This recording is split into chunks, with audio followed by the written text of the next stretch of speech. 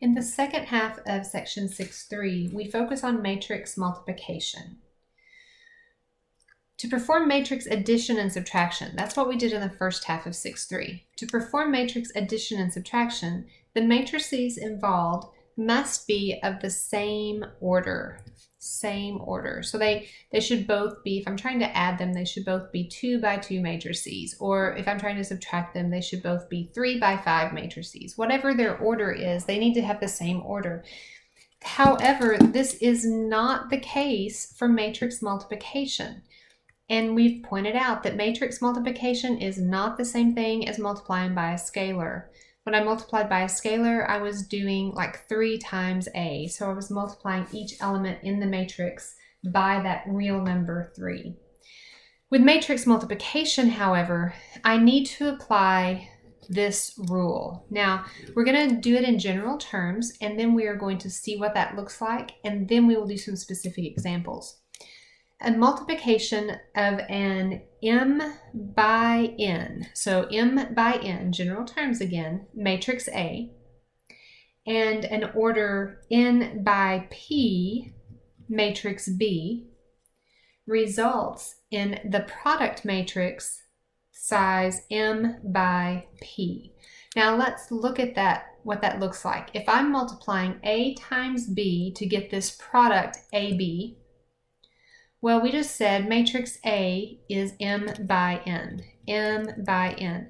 And remember, every time we deal with matrices, we always do rows by columns. So we have m rows and n columns in matrix A. What's the size of matrix B? Well, it is n by p, n rows and p columns. The size of the product AB comes out to be m by P. So let's compare what we've got going on here. When I look at the sizes of A and the sizes of B, or the size of A and the size of B, and then I look at the size of the product, I see I have an M here. The only place M shows up here is in the number of rows in matrix A by P, and the only place P shows up is by the number of columns in matrix B. And notice that the other values are the same. That has to be the case for our product to exist. To be able to multiply 2 matrices, when I line them up, order of the first matrix, order of the second matrix, those numbers in the middle have to match. And the size of the product matrix will be the number of rows in the first matrix, and the number of columns in the second matrix. That gives me the size of my product. Does this work if we rearrange the order? Oh dear, I need to fix that. There's my first typo. I messed this up. So you guys correct this with me if I didn't already get it corrected before I posted it. This is what this row should be. B times A equals BA, the product matrix BA. I'm going to fix that. So B times A equals BA. Well, we gave B this as the size in P. So that's the size or the order of matrix B. What's the order of matrix A?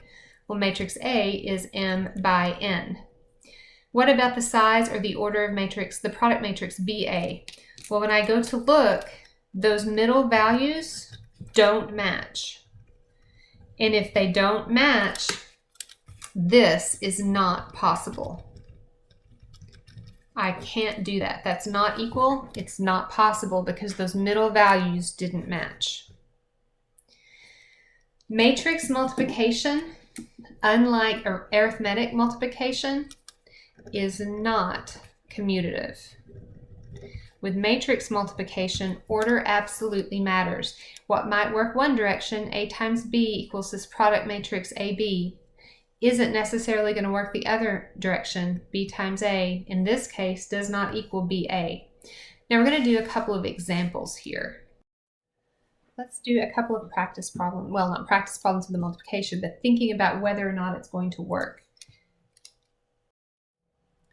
Okay, so if matrix A is a 2 by 3 and matrix B is a 3 by 2, can I find both of those products? let's check. So let's try A times B first to get matrix AB, and then we will look at B times A to get product matrix BA. So that's an equal sign, sorry. Okay, let's write down those orders. A is a 2 by 3, B is a 3 by 2. A is a 2 by 3, B is a 3 by 2.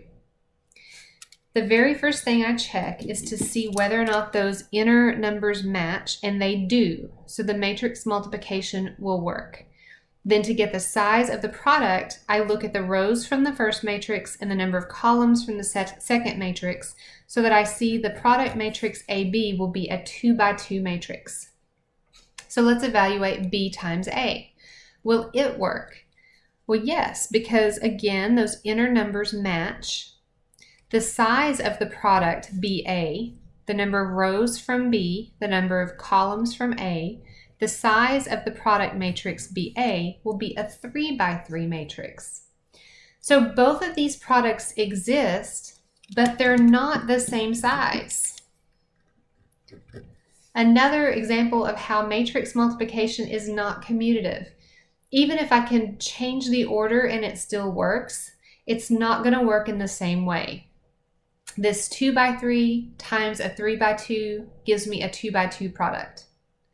The 3 by 2 multiplied by a 2 by 3 gives me a 3 by 3 product. When I'm taking the same matrices, multiplying them in a different order, even the size of the product changes. Okay, let's look at the next example.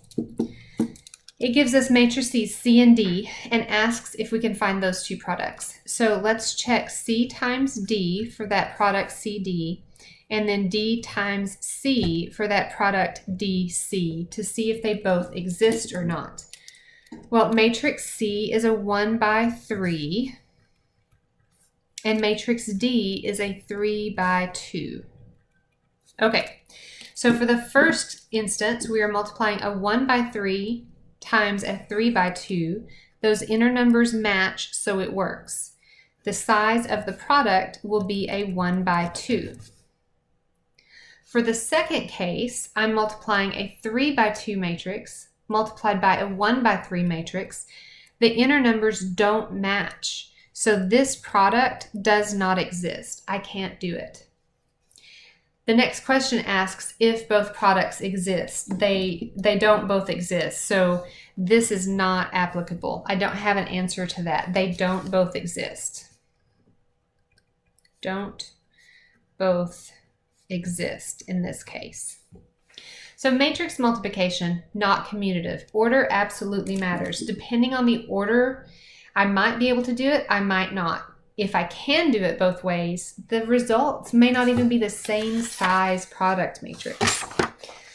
Okay, when I do matrix multiplication, organization is very important. How I arrange things and how carefully I keep things organized makes a big difference in the outcome. I'm going to be multiplying and adding to get one element of the product. It's important to decide first if the products exist. That's your very first step. Line things up and decide whether or not you can even do the multiplication. And once you've decided if you can do it, find the products. Remember that matrices always are defined by rows first, then columns. Keep everything organized and lined up. Okay, our first problem gives us two matrices A and B and tells us to find the products when it's possible. Well, matrix A is a 2 by 2 square matrix. Matrix B is a 2 by 1. Can I find the product AB? Well, yes, I can, because those inside numbers match. So AB is going to work, and it's going to be a 2 by 1. Can I find the product BA? Well, B is a 2 by 1, and A is a 2 by 2. Those inner numbers don't match, so that one does not exist. I won't be able to do that multiplication. That one's not going to work. But I can do AB. because when I line them up in that order, those inner numbers match. So I know my product is going to be what's on the outside. Okay, when I set up my matrix multiplication, give yourself plenty of space. That's the first rule. Make sure you give yourself plenty of space. I'm going to need a 2 by 1 matrix for my product, 2 rows, 1 column. So I'm going to set up big spaces, 2 rows, but just 1 column. That's going to be my product matrix AB. Now, if you have the possibility to color code, now is absolutely the time to color code. When I'm finding the product matrix AB, I've already got them listed in the correct order. If I was going to need to come over here and do BA, I would rewrite my 2 matrices and I would put them in the correct order. Since this one doesn't exist, I'm not going to have to worry about that. I've got them in the correct order.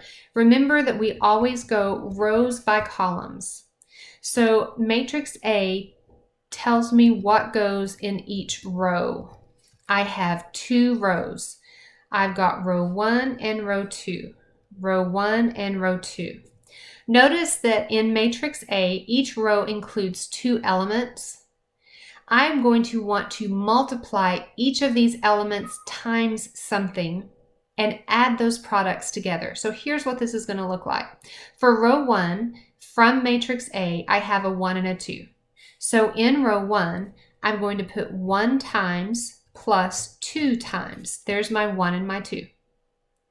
Then I only have the 1 column. If I had another column, I would move over and do it again, but I don't. For row 2, I'm going to use the values 3 and 4. So 3 times something plus 4 times something. Well, what about these missing somethings? The missing somethings come from matrix B. Matrix B is where I get my columns. Oops, column 1. I only have 1 column, column 1. In this column, I have 2 elements that are going to exist in each box. So in column 1, I have the elements -2, 5. So within each box, I fill in both -2 and 5. -2 and 5. So both elements in column 1 fill in to each box in my product matrix. Okay, now I'm going to do the arithmetic. I still have a 2 by 1 matrix, but I can write it more normally now. A 2, I'm sorry. A 2 by 1 matrix. So that's 2 rows, 1 column. So I've got a 2 by 1 matrix. This is matrix AB. We're going to perform the arithmetic that was indicated. 1 times -2 is -2 plus 10. -2 plus 10 is 8 for that first element. 3 times -2 is -6 plus 20. -6 plus 20 is 14 for that other element. And that's the product AB. We're going to practice this pattern a couple more times. You can see we've got 2 more problems, and each problem has 2 different products it wants us to consider. Now, notice we did a 2 by 2 and a 2 by 1 for this first example. C and D are a 1 by 2 and a 2 by 1. E is a 2 by 3 and a 3 by 2. E and F, this one is actually going to probably be easier for you than this one. We're going to do this one first, but I'm just going to warn you that it's a little harder to remember your process when you have smaller matrices, which sounds backwards, but I promise you kind of tends to be the case. We're going to go ahead and get this small one in the books and out of the way so that you have considered it. But know that it's a little bit more of a challenge for me, at least, to do the smaller ones than it is to do the larger ones, like on this bottom one. Okay, so we've got matrices C and D. Matrix C is a 1 by 2. Matrix D is a 2 by 1. So when I want to find the product CD, that's going to match. That's going to work because those inner numbers match, and the size of that product is going to be a 1 by 1. What about D times C? Will that work? Well, D is a 2 by 1. C is a 1 by 2. Oh, that one's going to work as well because those inner numbers match. DC is going to be a 2 by 2. So I'm going to leave space here to do it. When I do D times C, I'm going to rewrite my matrices in the correct order. But let's just tackle C times D first. C times D is going to be a 1 by 1, so I just need one box to fill in. 1 by 1 matrix CD. Remember, I'm going to do rows from C, so I'm going across, doing this row values in C. I have 2 elements here. So in my one box, I have 2 times something plus 3 times something. The somethings that I fill in come from matrix D. They determine what goes in the column. My 2 elements in the column are -3 and 4. So to get this product matrix CD, that one element in there, I'm going to perform the indicated arithmetic. 2 times -3 is -6, plus 3 times 4 is 12, which gives me a +6. Okay, let's do D times C. Remember I said we're going to rewrite our matrices and put them in order, D first, then C. Well, D is that column -3, 4, and C is that row vector or row matrix 2, 3. When I perform this, find this product, it's going to be a 2 by 2. So I need 2 rows and 2 columns to fill in. So I'm going to give myself plenty of space. I still use rows from the first matrix. I have 2 rows, row 1, row 2. Sorry, row 2. Row 1, row 2.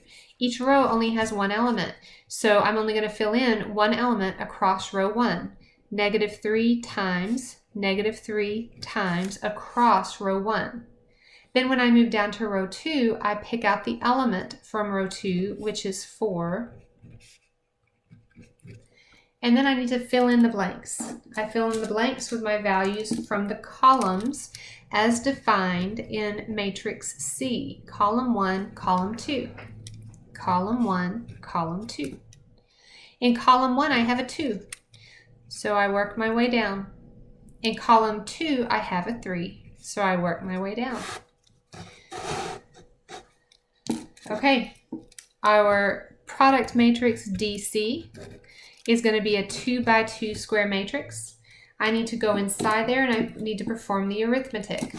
-3 times 2 is -6. 4 times 2 is 8. -3 times 3 is -9, and 4 times 3 is 12. And there's my product matrix CD and my product matrix DC. As predicted, CD is a 1 by 1 and DC is a 2 by 2. Our final practice that we're asked to do with matrices E and F, I didn't give you any space. So I need you to pull out a sheet of paper and I want you to set it up where we're going to do E times F first. Okay, so I got mine set up. I stopped to check first and make sure it's going to work. E times F, E is a 2 by 3, F is a 3 by 2. The inner numbers match. So the product E times F is going to be a 2 by 2 matrix, which I have set up here. I went ahead to just check F times E. F is 3 by 2, E is 2 by 3. Those inner numbers still match. This product, however, is going to be a 3 by 3 when we get to it. We're going to start with E times F. So this is product matrix E times F. Remember that within each element, we're going to be adding and multiplying. So we need plenty of space. Our rows come from the first matrix listed. So from matrix E, we have values for row 1 and values for row 2.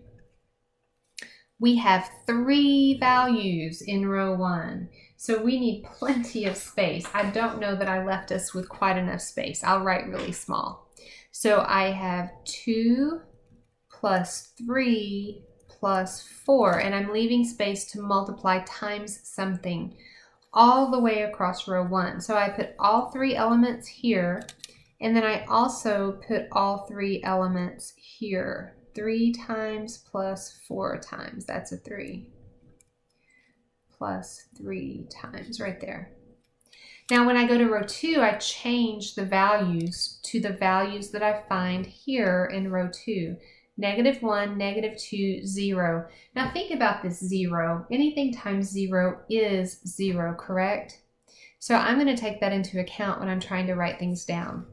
So I have -1 times something, -2 times something, and then this is going to be plus 0. I can still write in the times something if I want to, but 0 times anything is 0. That's true in both elements, every element in row 2. Okay, once I get the row values filled in, I move to the second matrix and look to see what column values I have. I have column 1 and column 2. In column 1, I have 3 values to plug into those 3 blanks in column 1.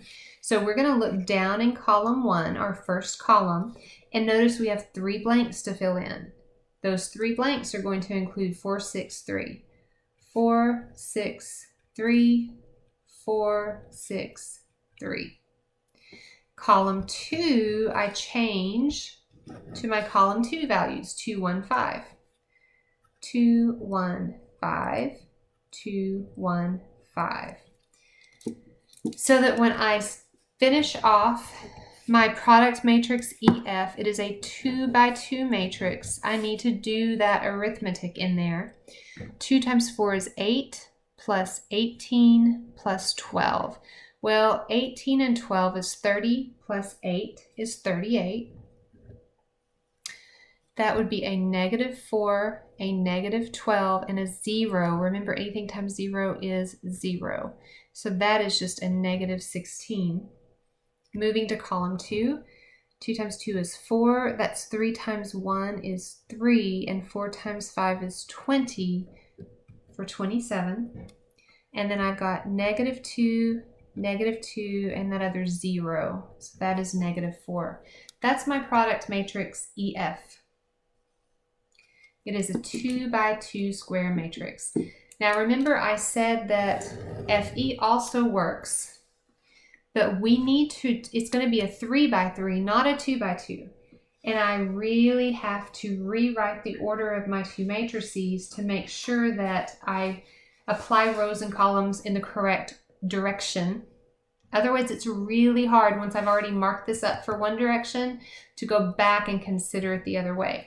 So I'm going to copy down, we're doing the order FE. So I'm going to do matrix F first. Matrix F is a 3 by 2. So 4, 6, 3 in that first column, 2, 1, 5 in the second column. Then I have matrix E, which is a 3 by 2. 2, 3, 4 across that first row, -1, -2, 0 across that second row. And I'm constructing the product matrix FE, which is a 3 by 3. FE. And it is going to be a 3 by 3. So I need 3 rows and I need 3 columns. Give yourself plenty of space. There is my product matrix FE. If you're feeling confident, go ahead and pause the video and work through this and see how you do, and then come back to me and check to see if we got the same answers. I'm going to work through it here. So go ahead and pause it and try it if you're good. If you need to see it one more time, let's do it together. Always, always rows first, then columns, which means I'm looking to my first matrix to define the values for each of my rows going across. Row 1, row 2, row 3. Row 1 includes 4 and 2. All the way across row 1. Row 2 includes 6 and 1.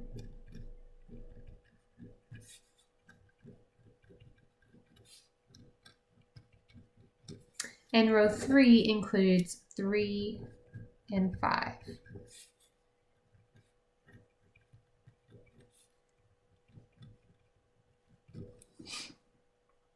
Okay, so we filled in everything according to row. Let's move to the second matrix.